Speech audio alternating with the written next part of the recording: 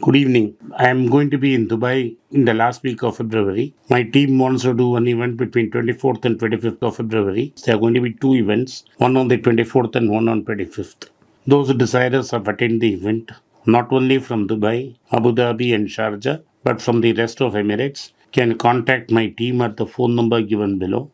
The WhatsApp number is also given below. There's an email ID and there's a Google form. You can use any of these methods to connect us, and my team would be glad to help you. See you in Dubai. Hi everyone, welcome back to Be Rich. Today I wanted to talk about Tata Motors and their new thing of they've launched the Tiago and Nexon EV vehicles, and they're giving a 1.2 lakh discount due to decreased in battery cell costs. So they passed it on to the customer, and the price cut does not affect recently launched Punch EV with the Tiago EV now starting at 7.99 and the Nexon EV at 14.49. The reduction reflects the softening of the prices at Tata's passenger electric mobility, aiming to pass on savings directly to the customers to promote EV adoption.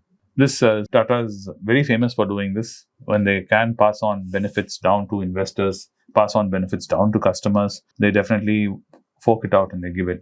Any other company would have liked to keep it on their table because there's free cash lying around and they would like to keep it. Why, very famously, even the famous joke for Indians is oil prices, when it goes up, our petrol prices go up. But when oil prices come down, somehow our petrol prices never seem to be coming down. Why is that? The simple reason is this. Yes, the government can. But of course, I sympathize with the government. The government has a huge country to run and they're already running in a deficit and they need the money. So they keep it. But here at least, Tata Motors has been kind enough to pass it on to customers. And the huge reward which is going to be there for Tata Motors is it is going to enable more and more customers to switch over to electric vehicles. And it's going to help them garner a bigger share of the EV market, which is fabulous news if you're a Tata Motors shareholder too. And then I would say it's a win-win in all aspects because the world is reeling under climate change. And you can see every day news coming out which paints more and more horrific picture of what is happening to our world and our climate. So one of the biggest contributors to this is emissions from our vehicles, reduction in any form of emission, even if it's a small dent. I'm sure a lot of you think, what's the big deal if I switch over to EV? What difference can I, single person, make? Yes, but drops do make oceans. So these drops are going to contribute to future reduction in emissions in our country and in the globe and in entirety. So I applaud Tata for taking this step and trying to lower the EV entry cost.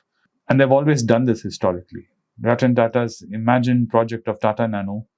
And yes, we all can read into the history of it. And it didn't actually launch at 1 lakh. It was above 1 lakh and the car finally failed and this and that. Oh, yes. But the dream was there. And for a company and the size and the age of Tata to have that kind of a vision is remarkable. Because most companies, once they reach a certain stage, they kind of stagnate. They really don't move forward. And one of the biggest drawbacks in Japanese conglomerates has been that the management are a bunch of old guys running it and they don't seem to have the vision or the impetus to think outside the box and let the company grow.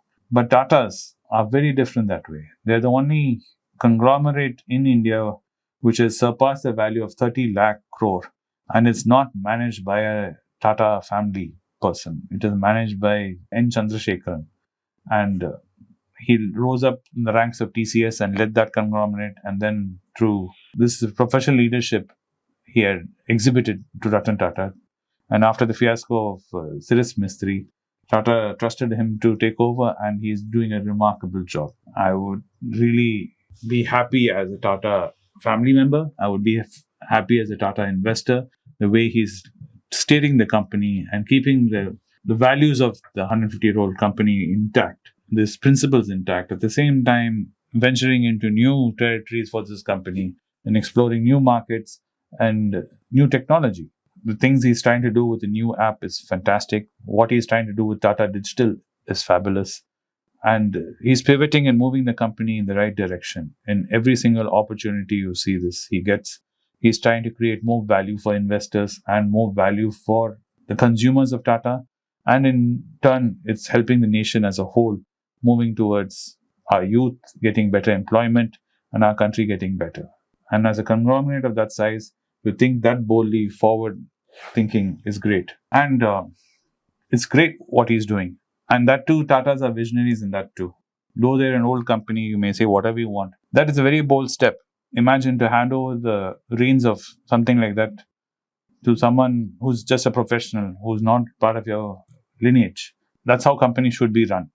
And when I'm going to further talk about the book from Philip Fisher, I'll talk about that and how America evolved and how American companies evolved in that series. And I hope you do listen to that one. But it's important that companies more and more turn professional and run by professional companies as investors, because we're not part of the family, but we're believing in the business and we're investing in the business. So we would also like a professional to run it. We want the best person for the job. It's fantastic that an Indian company is so forward thinking and has a professional running for it. As investors, we also would like the person who's most capable and the right person for the job, not the person who happens to be born in that family. And SEBI did try to change the rules in India to encourage this in 2020 or some time back. But there's a huge pushback from the industry, the industrialists in India saying, no, you can't do that. You can't force us to do this. So unfortunately, that did not come to fruition. But if it had come into fruition, we would have more and more companies having professionals who are the right person for the job to run it, rather than just a family member running it. And you see this happening in American companies. Walt Disney is not run by a Disney family member. Apple is not run by Steve Jobs' daughter. It would be nice to see Indian companies following that. But unfortunately, maybe another point of time we'll cross that bridge as a country. But I'm glad to see at least Tata's taking the lead in this. You may say whatever you want with them, but they always seem to be finding ways to innovate and ways to grow and ways to show us how to be. Anyway, thanks for watching this video about Tata Motors and about the Tata Group. I know I tend to be praising them a lot, and I don't seem to be praising anybody else so much. But if anybody else comes worthy of praise, I will definitely praise them. Please trust me, I will. I am not biased towards them. It's just that they seem to be inspiring me sometimes, which I wanted to share with you. Thanks for watching the video, guys, and I'll see you in the next one soon. Bye. It's a great privilege and honor that so many of you in thousands have subscribed to my channel and have supported me.